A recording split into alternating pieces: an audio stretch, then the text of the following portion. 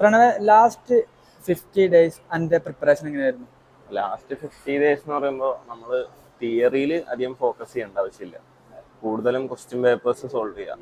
അതായത് ഇപ്പോൾ നമ്മുടെ ഇൻസ്റ്റിറ്റ്യൂട്ടിൽ നമ്മൾ എൻട്രൻസ് പഠിക്കുകയാണെങ്കിൽ അവർ തരുന്ന ഓരോരോ മോഡൽ എക്സാംസ് ഒക്കെ കണ്ടക്ട് ചെയ്യുമ്പോൾ ആ ക്വസ്റ്റ്യൻ പേപ്പേഴ്സ് തന്നെ സോൾവ് ചെയ്യുക. അതൊരു വശം സോൾവ് ചെയ്തിട്ട് നമ്മൾ തന്നെ മാർക്സ് ഒക്കെ കാൽക്കുലേറ്റ് ചെയ്യുക.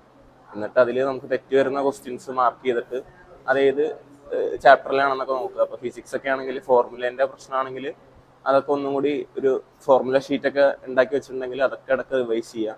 പിന്നെ കെമിസ്ട്രിയിലും ആണെങ്കിൽ ഇനോർഗാനിക് കെമിസ്ട്രി ഒക്കെ റിയാക്ഷൻസ് ഒക്കെ മറന്നു പോകുന്ന സംഭവങ്ങളൊക്കെ ഉണ്ടെങ്കിൽ അതൊക്കെ ഒരു ഷീറ്റിൽ എഴുതി വെച്ചിട്ടുണ്ടെങ്കിൽ അതൊക്കെ റിവൈസ് ചെയ്യുക. ബയോളജി പിന്നെ മാക്സിമം ക്വസ്റ്റ്യൻസ് ചെയ്യുക. അത് തന്നെയായിരിക്കും നല്ലത്. പിന്നെ ഓരോ ചാപ്റ്റർ ആയിട്ട് പഠിക്കാനുള്ള ടൈം ഉണ്ട് ഇനി? ഇനി ചാപ്റ്റർ ആയിട്ട് പഠിക്കാനുള്ള ടൈം ഇല്ല. സാധാരണ അങ്ങനെ ഫോക്കസ് ചെയ്യേണ്ട ചാപ്റ്റേഴ്സ് ആണെങ്കിൽ മാത്രം കുറച്ച് സ്ട്രെസ് ചെയ്യാന്നല്ലാതെ ഓരോ ചാപ്റ്റേഴ്സ് ആയിട്ട് ഞാൻ പഠിക്കേണ്ട ആവശ്യമില്ല. ഫുൾ ടോപ്പിക് ക്വസ്റ്റ്യൻസ് തന്നെ ചെയ്താൽ മതി. ആ ഓരോ വെയിറ്റേജ് അനുസരിച്ച് ഓരോ ക്വസ്റ്റ്യൻസ് ചെയ്യാം. റിവൈസ് ചെയ്യണത് ഇങ്ങനെ ഫോർമുല ഷീറ്റ് റിയാക്ഷൻസ് ഒക്കെ അനുസരിച്ച്. വേറൊരു ഡൗട്ട് എന്ന് പറഞ്ഞു കഴിഞ്ഞാൽ നമ്മളിപ്പോ ബയോളജി ഒരു ഫുൾ ആയിട്ട് കംപ്ലീറ്റ് ആയിട്ട് എത്ര തവണ റീഡ് ചെയ്യേണ്ടി വരും ഈ ലാസ്റ്റ് ഒരു 1.5 month? ഇനി ബയോളജി മിക്കവരും നേരത്തെ തന്നെ പഠിച്ചു തുടങ്ങുന്ന ഒരു സബ്ജക്റ്റ് ആണ്. അപ്പോൾ നമുക്ക് ചിലപ്പോൾ ചില ക്വസ്റ്റ്യൻസ് ചെയ്യുമ്പോൾ തന്നെ നമുക്ക് മനസ്സിലാവും ഇന്ന ടോപ്പിക്ക് നമുക്ക് വീക്കാണ്.